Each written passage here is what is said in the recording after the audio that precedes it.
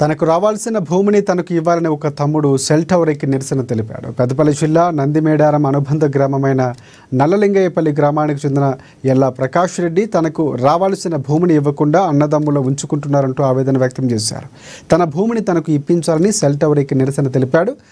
అక్కడికి చేరుకున్న పోలీసులు సెల్ టవర్ ఎక్కిన వ్యక్తికి నచ్చజెప్పడంతో కిందకు దిగాడు. మేము 2002లో భూమి పంచుకున్న తర్వాత పట్టాలు మేము సరి చేసుకోలేదు. భూమి పంచుకున్నాం కానీ సరి చేసుకోకపోతే మా ఇప్పుడు ఆయనకు పట్టా ఎక్కువ రాసిండు పట్టువారి.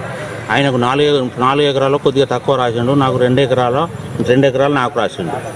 నీకు భూమి ఎక్కువ ఉన్నది, నాది ఇక్కడ దాకా ఉంటుంది కదా, నాకు చెయ్యి అంటే నేను చెయ్యా, నాకు పట్టా ఉంది, నన్ను ఏం చేస్తావు అని నన్ను పంచాయతీలు పోలీస్ స్టేషన్కి పోయినాము. అన్నీ అయినాయి.